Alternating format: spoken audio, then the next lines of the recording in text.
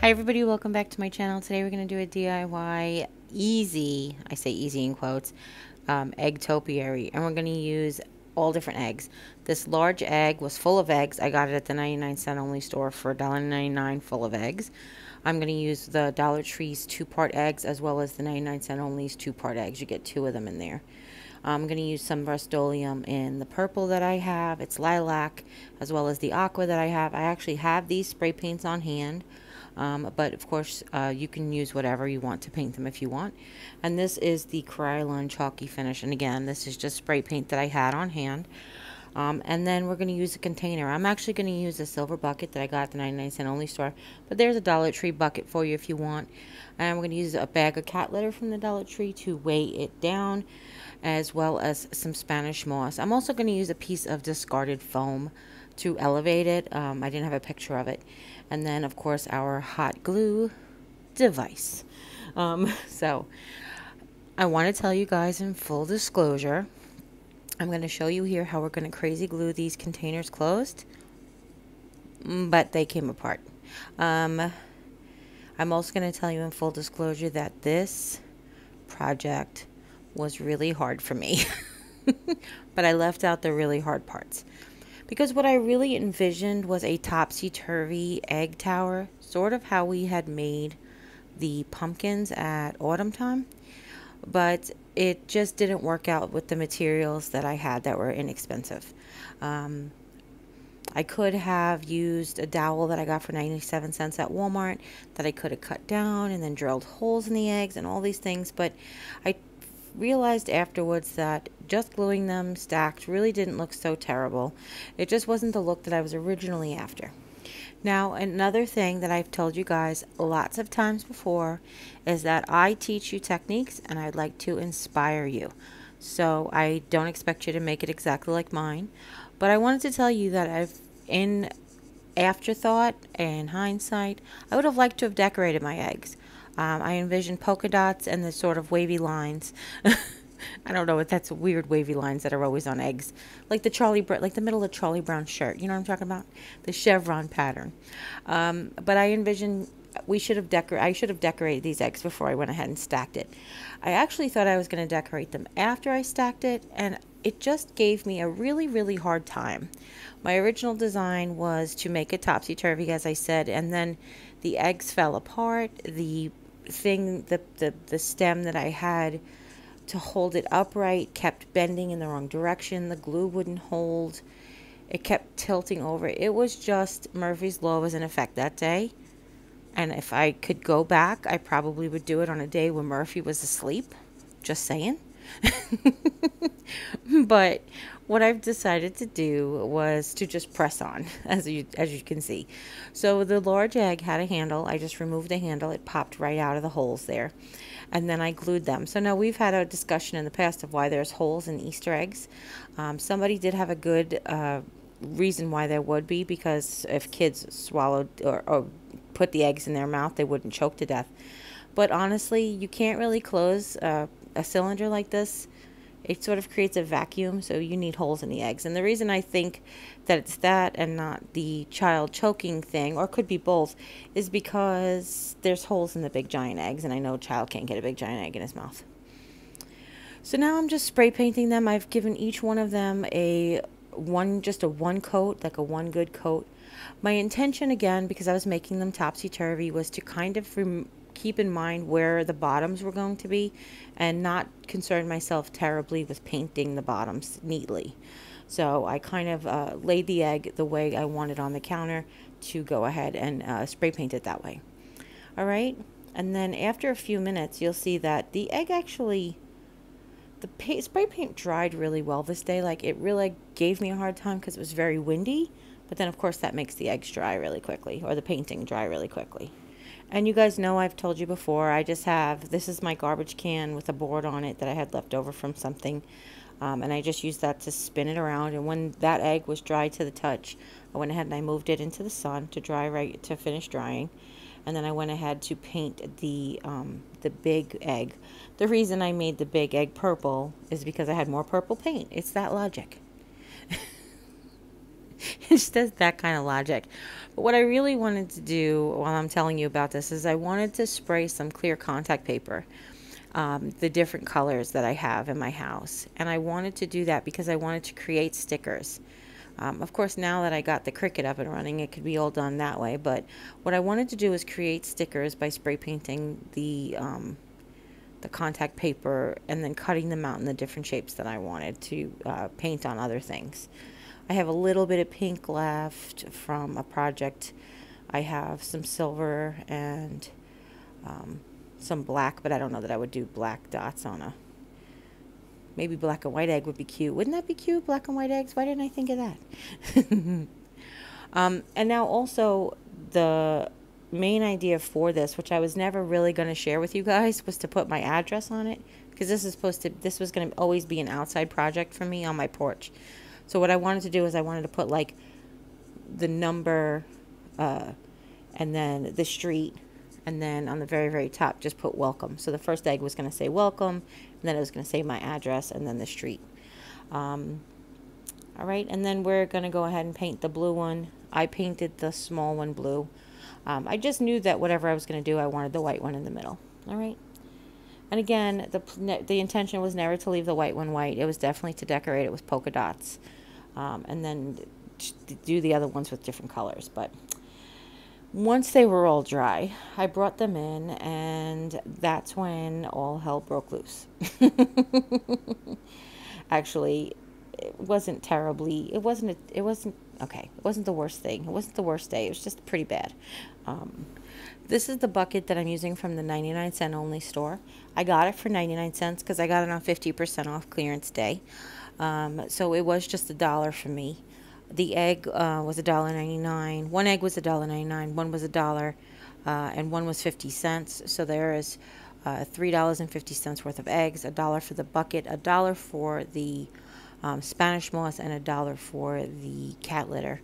But you can use dirt from your yard if you don't want to use cat litter. This is going to be an outside project, so you don't have to worry about having worms in it or whatever. But I basically just put a ton of cat litter in the bottom of the bucket. I put the whole bag, then buried the foam a little bit, just to have it rest. And I wanted the foam to just sit just a tiny bit above the rim of the pail. However, that's when I was going to create a topsy-turvy egg tower. Just things didn't work out for me, guys. Sorry. As you can see, my drill down there, I had drilled the holes. I tried to drill the hole straight, and I tried to stick up, you know, not drilled straight, but obviously it was on an angle, so the egg was on an angle, and it just, everything that you could imagine went wrong would go wrong, because the egg broke apart, the glue came undone, I scratched up paint. It was just a mess. So let's forget all that. We're just going to glue it. And we're going to glue it just laying stacked on top of each other, okay? Because that's what I've decided to go ahead and do. The only thing is I did want that first bottom egg to sort of be crooked. It has a flat bottom instead of a flat side. Like the other two eggs are lay on their sides flat. This one has a flat bottom, a flat base. So I wanted to kind of hide that a little bit. So what I did was I just adjusted the styrofoam to make sure that the egg was in its right position. And then all I'm doing is putting down a whole bunch of hot glue, holding the egg there, and when it's set, and moving on to the next one. It's really what ended up happening in the long run. So that's what I'm going to tell you guys what to do. But what I had done was I drilled a hole in the angle that I wanted it to go. I stacked the eggs, and I said, oh, I want it to go in this angle. So I made sure the hole would go in at an angle on the bottom and come out at an angle on the top. But it just really didn't work out for me. But you guys, if you want to make a topsy-turvy Easter egg, depending on the eggs that you use, you go ahead and refer to the autumn pumpkin. It's like a autumn Halloween pumpkin on the plunger, that one. I can link that video in the description down below, because we did create that topsy-turvy, and I have a tutorial on how to do that there. Okay? Now, one thing that I thought was important that I actually did do is I made, you know how an egg has a rounded end and a pointy end, so I swapped them. So if the bottom egg has the pointy end towards the left, and the middle egg has the pointy end towards the right, and then the top egg has the pointy egg toward the pointy. One more time. If the bottom egg is pointing towards the left and the top egg is pointing towards the right, and then the top third time's a charm. If the bottom egg is in one direction, then the middle egg will be in the opposite direction, and the top egg will be in the same direction as the bottom egg. There you go. I said it. Oh. And even at this point, which I didn't give up hope that I was going to be able to like make the egg sort of tip side, and they just kept rolling, and no matter how I let the glue dry. So eventually I had it exactly where I wanted. I wiggled it, I twisted it, and it wasn't exactly where I wanted or how I wanted it, but it was stable. Let's put it that way. That's the thing I was looking for the most, for it to be stable. And then I just stuck hot glue around the spaces wherever I felt like it needed some. All right. Now what I'm doing is I'm taking scrap pieces of styrofoam and I'm sticking them between the block of styrofoam that I have and the edge of the pail, just to give it some stability, because after all, it is higher than the bucket. And sometimes, you know, I didn't want it to pull the styrofoam out of the bucket, so I kind of tried to wedge it in there. I also didn't want to glue it in the bucket because, you know me, I don't like to always make my stuff permanent. I sometimes say I might want to use that bucket for something else one day. Okay? So once you've done all of that, then it's time to go ahead and add your Spanish moss, which is where we get to hide the sins of the world. All of the things that are wrong with this project, we're going to hide now with some Spanish moss. Now this Spanish moss is sort of in a nice ribbon. You know, like if you open it up, it almost is like a long chain. So it worked out really well. And then I wanted to make sure that I had the good side, you know, had the most moss in case I ran out. I wouldn't worry about it being in the back. Because even though it sits on my porch, you can't really see the back. And then I'm gluing it just to the styrofoam and to the eggs. I'm not gluing it to the bucket again. I might want to reuse this bucket someday. Or switch the bucket that it's in. Maybe I do want to get a flower pot and make it look more plant-like. I don't know. What I ended up using here was one, and like I had a leftover bag of Spanish moss, but that's just because the size of the bucket that I have, so you may need 2 bags depending on what size you do. All right. And we've never done really paper mache on this channel before, but you know, you can make Easter eggs out of paper mache and balloons, just regular party balloons, latex party balloons. They don't look as egg shaped as these. You know, they look like balloons upside down, but you can always add the extra paper mache to make them look that way. So that's another option. If you can't find these large eggs, and you can go ahead and get balloons and blow them up to 3 different sizes and paper mache them. Right? That just adds, it's cheaper, but it also adds another layer of work to do to it. All right, so once we have that bottom layer filled, we're going to go ahead and make some on the layers between them. Now, this may not be necessary in your project, but remember, my project was toe up because I tried to get the stick in there, and so my glue wasn't perfect because the first place where I tried to glue for it to be topsy-turvy kind of showed after I had glued the second set. Okay, but again, one of these happy accidents, because now I really love it. It actually looks like a giant bird laid a nest on, you know, made a nest on top of another giant bird's egg, in my opinion anyway. So I just made these ribbons of moss. I did a little twisty. I'm sorry the top one is cut off by the top of the camera. It's a really tall project. But you saw how I did the second one. And then I just really glued it around the back. I made sure I twisted the moss together so it stayed like a whole ribbon of moss. And then I just glued it to itself. Churned it around, made sure I don't have any holes. Fill in wherever I felt it needed a little bit. And you guys do that as well. Now you could embellish this if you want. Ribbons, bows, stars, picks, whatever. You name it, you got it. And I'd love to see your projects if you can. Share them with me. I would really, really love to see what you guys come up with. All right?